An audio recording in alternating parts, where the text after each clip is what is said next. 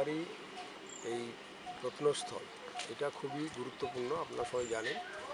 এই প্রত্নস্থলে আজ অবধি যা আমাদের আবিষ্কার, সেই আবিষ্কারের নিরিখে যদি বলি যে এই প্রত্নস্থলটা কতটা গুরুত্বপূর্ণ, সেটা আমাদের কাছে নিশ্চয়ই আমরা পরীক্ষা করে দেখলে বুঝতে পারবো যে এর গুরুত্ব কত প্রাচীন এবং কত ঐতিহ্যপূর্ণ।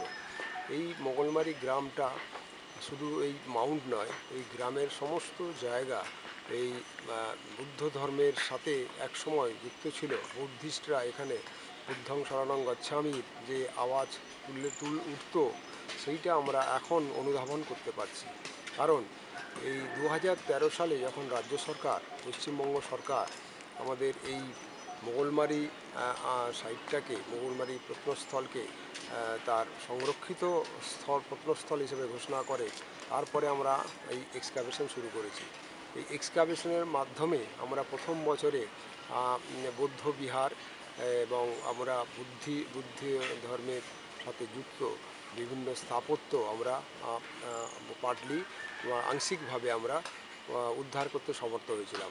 সেই সঙ্গে আমরা সিলমোহর, তারপরে আমরা সোনার পেন্ডেন্ট বা লকেট এবং সঙ্গে আমরা সমাচার দেবের কয়েন পেয়েছিলাম।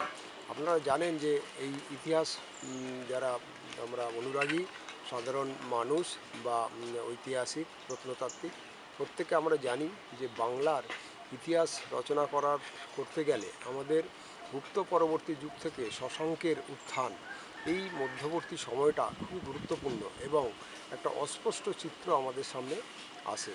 এই অস্পষ্ট চিত্র আমরা পুনর্নির্মাণ করতে পারি এই মোগলমারি প্রত্নস্থল উৎখননের মাধ্যমেও কিছুটা। তো সেই সমাচার দেব সেই সময়ে গুপ্ত পরবর্তী একজন রুলার ছিলেন, যিনি হয়তো গুপ্ত রাজাদের শাসনাধীন ছিলেন, কিন্তু পরবর্তীকালে গুপ্ত সাম্রাজ্যের দুর্বলতার সুযোগ নিয়ে এই সমাচার দেব এবং গোপাচন্দ্র, এখানে দু তিনজন যে রাজা ছিলেন, তারা স্বাধীন হয়ে যায় এবং নিজেরা মুদ্রাও প্রচলন করে। সেই মুদ্রার একটি আমরা 2013 সালের উৎখননে পেয়েছি, যার মুদ্রাটি মিশ্র ধাতু, এবং সেখানে আমরা এটা অনুমান করতে পারি যে এই বৌদ্ধ ধর্মস্থলে বা এই কেন্দ্রে এখানে সেই সময়ে সমাচার দেবের একটা সম্পর্ক ছিল এবং সময়কালটাই সবচেয়ে গুরুত্বপূর্ণ। ওই সময়ে আমরা যে অস্পষ্ট বাংলার চিত্র পাই, সেই ইতিহাসের চিত্র পাই, সেই অস্পষ্ট চিত্র এইখানে কিছুটা পুনর্নির্মাণ করা সম্ভব হয়েছে। কারণ আমরা গুপ্ত পরবর্তী যুগে যে দুর্বল হয়ে ধ্বংস হয়ে গেছিলো সাম্রাজ্য, এই সাম্রাজ্যের পরবর্তী যে রাজারা ছিলেন, সমাচারদেব একজন, এবং সেটা এখানে উনি পাশাপাশি কোথাও রাজত্ব করতেন বা বাংলাদেশের দক্ষিণবঙ্গে তার রাজত্ব ছিল, এটা আমরা জানতে পেরেছি। তো এইখানে হয়তো একটা মুদ্রাই হয়তো আমাদের কাছে যথেষ্ট নয়, আমরা নিশ্চয়ই আরও অনুসন্ধান করছি যাতে আরও কিছু মুদ্রা আমরা পাই। তো সেই মুদ্রাগুলো পেলে আমরা আরও নিশ্চিত করে বলতে পারবো যে এখানে সত্যি সত্যি সেই সময়ে গুপ্ত পরবর্তী যুগের একটা গুরুত্বপূর্ণ কেন্দ্র ছিল। এবং গুরুত্বপূর্ণ কেন্দ্র বলতে এটা বৌদ্ধ ধর্মের সাথে সম্পর্কযুক্ত একটা কেন্দ্র, যেখানে বিহার ইতিমধ্যেই আমরা আবিষ্কার করতে পেরেছি এবং বিহারের সঙ্গে সঙ্গে আমরা 2014 এবং 2015-তে এবারে এক্সকাভেশনে তো আরও বৌদ্ধ স্থাপত্য পেয়েছি। সেই স্থাপত্যগুলোর মধ্যে যেমন স্তূপ এখানে আমরা মেন যে স্তূপ সেটা এখনও অবধি আবিষ্কার করতে পারিনি বটে, কিন্তু আমরা ভোটিভ স্তূপ পেয়েছি।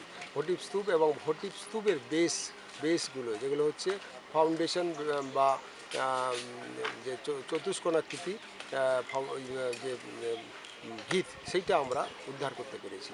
তো এইগুলোর সঙ্গে সঙ্গে আমাদের আরও আমরা আশা রাখি যে ভবিষ্যতে বুদ্ধ ধর্মের সাথে যুক্ত আরও স্থাপত্য যেগুলো আছে, চৈত্যগৃহ এবং স্তূপও, বড় স্তূপ, মেন স্তূপ, সেটাও আশা করি আমরা খুঁজে পাবো। এবং এইগুলো আমরা আবিষ্কার করার সঙ্গে সঙ্গে এইবারের আমাদের 2016 এই 2016 জানুয়ারির 24 তারিখে আমাদের খুব গুরুত্বপূর্ণ দিনটি, কারণ এই দিনটাতে আমরা একসাথে একটা ট্রেন্স থেকে, আপনারা জানেন B1 ট্রেন্স থেকে আমরা একসাথে প্রায় আংশিক ভাঙা এবং গোটা সব মিলিয়ে প্রায় 95খানা আমরা ব্রোঞ্জের আমরা ধাতব মূর্তি পেয়েছি। সেই মূর্তিগুলোর মধ্যে যেমন আছে বুদ্ধ বুদ্ধ সবচেয়ে বেশি সংখ্যায়, তার সঙ্গে বোধিসত্ত্ব মূর্তি আছে, বিভিন্ন দেবীর মূর্তি আছে, যেমন তারা আছে, অন্যান্য মূর্তি আছে এরকম, এবং ভোটিভ স্তূপ আছে। হ্যাঁ, যেটা আমাদের কাছে খুবই গুরুত্বপূর্ণ, কারণ ব্রোঞ্জের স্কাল্পচার একসাথে এতগুলো পাওয়াটা একটা একটা মানে নতুন একটা বিষয়। এবং এই একসাথে পাওয়া থ্রু এক্সকাভেশনের মাধ্যমে সেটা আমাদের ভীষণভাবে উৎসাহিত করেছে গবেষক মহলে এবং পণ্ডিতদের মধ্যে।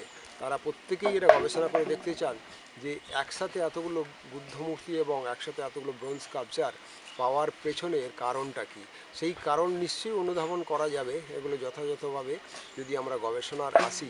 একসাথে আসার একটা কারণ যদি এখানে অনুমান করা যেতে পারে যে এই মূর্তিগুলোকে একসাথে রাখার পেছনে হয়তো কোনো আশঙ্কা ছিল, কোনো বাইরের আক্রমণ হতে পারে, কোনো বহিঃশত্রু আক্রমণ হতে পারে, বা কোনো বুদ্ধের অমর্যাদা যাতে না হয়, বুদ্ধ ধর্মের প্রতি অমর্যাদা না হয়, অজান্তে কোনো বুদ্ধ সাধু সে হয়তো সরিয়ে রেখেছিল। যেটা পাওয়া গেছে, আমরা দেখেছি যে এখানে 3টে পর্ব আছে, 1, 2, 3টে পর্বের এখানে স্থাপত্য আমরা পেয়েছি। সেই স্থাপত্যে দ্বিতীয় পর্বের যে স্থাপত্যগুলো পেয়েছি তার সাথে সম্পর্ক রেখে এই ব্রোঞ্জের ব্রোঞ্জের ধাতুর মূর্তি এবং ভাস্কর্যগুলো আমরা পেয়েছি। তো সেখানে একটা ফ্লোর কেটে একটা মেঝে, মানে একটা দেওয়াল আছে পাশে এবং তার একটা মেঝে আছে, মেঝেতে সেগুলো কেটে একসাথে রেখে দেওয়া হয়েছিল এবং পরে সেটাকে মাটি ভর্তি করে দেওয়া হয়েছিল। এবং তার পরবর্তী ফেজে আবার বসবাস করেছে মানুষ এবং নতুন করে স্থাপত্য রচনা করেছে। তো আমাদের কাছে এইটা যেরকম গুরুত্বপূর্ণ, তেমনি এই ব্রোঞ্জগুলোতে তখনকার দিনে 6টা ধাতুর মিশ্রণে এগুলো তৈরি হতো, আমরা জানি আদার্স রেফারেন্সগুলো থেকে। যেটা অন্যান্য জায়গা থেকেও একইভাবে অনেক মূর্তি এবং ব্রোঞ্জ ভাস্কর্য পাওয়া গেছে, যেটা নালন্দাতে পাওয়া গেছে, পুরীতে পাওয়া গেছে। সেগুলো আমরা প্রসঙ্গে আসছি না, সেগুলো থ্রু এক্সকাভেশন আসেনি, হঠাৎ করেই এসেছে। কিন্তু এটা আমরা স্ট্র্যাটিফাইড লেভেলে বিন্যস্ত অবস্থাতে পাওয়া, এটা একটা ভীষণ গুরুত্বপূর্ণ ব্যাপার। পণ্ডিতরা ভীষণভাবে উৎসাহী এবং এটা নিয়ে তারা গবেষণা শুরু করেছেন অলরেডি। আমরা এগুলো সমস্ত মিউজিয়ামে পাঠিয়ে দিয়েছি, কলকাতা আমাদের রাজ্য প্রত্নতত্ত্ব সংগ্রহালয় যেটা বেহালাতে আছে সেখানে পাঠিয়ে দিয়েছি। পরবর্তী সময় আমরা মোগলমারি যে মিউজিয়াম হবে সেখানে আশা করি আমরা একদম মাস্টারপিস যেগুলো সেগুলোকে আমরা প্রদর্শিত করার ব্যবস্থা করব, বেশিরভাগটাই। তো এর পরবর্তী যে আবিষ্কারটা আর একটা না বললে নয়, সেটা হচ্ছে যে একটা সোনার যে মুকুট আকৃতি একটি প্রত্নবস্তু, এবং সেটা মুকুট বলাই ভালো হবে। মুকুটের ওপরে যেমন চূড়াটা থাকে একদম ওপরের অংশে, সেই অংশটুকু আমরা উদ্ধার করতে পেরেছি এবং সেটা গোল্ড প্লেটেড। এটা এর মধ্যে তামা এবং ব্রোঞ্জেরও এখানে মিশ্রণ আছে এবং তার উপরে গোল্ড একটা ইয়ে আছে, গোল্ডের আস্তরণ আছে। সেইটা আমরা আবিষ্কারটা এটা আরও একটু নতুন সংযোজন, কারণ সোনা জেনারেলি খুব কমই বুদ্ধ ধর্মের যারা উপাসক ছিলেন তাদের কাছে এইটা হয়তো লোভনীয় ছিল না, কিন্তু তবুও এই বুদ্ধ ধর্মকেন্দ্রে এই সোনার মুকুট আসাটা একটা অস্বাভাবিক হলেও একটা নতুন মাত্রা যোগ করেছে। এবং সেটা আমরা জানি যে বুদ্ধের চরণে, বুদ্ধের উদ্দেশ্যে হয়তো কেউ নিবেদন করেছে একটা সোনার এরকম মুকুট। এবং আমরা জানি যে ক্রাউন বুদ্ধের প্রচলন ছিল, মুকুটযুক্ত বুদ্ধের প্রচলন ছিল এক সময়। সেটা পাল পূর্ববর্তী যুগে সেভেন্থ সেঞ্চুরি এডির শেষে এবং 8th সেঞ্চুরির প্রথম দিকে এই ক্রাউন বুদ্ধের একটা প্রচলন ছিল, বা পাল রাজাদের সময়ে। তো স্বাভাবিক, অতএব এটা একসাথে ভাবা যেতে পারে বা অনুমান করা যেতে পারে যে এই মুকুটটা হয়তো কোনো ক্রাউন বুদ্ধকে কেউ হয়তো প্রদান করেছিলেন এবং বুদ্ধের উদ্দেশ্যে এইটা উৎসর্গ করেছিলেন।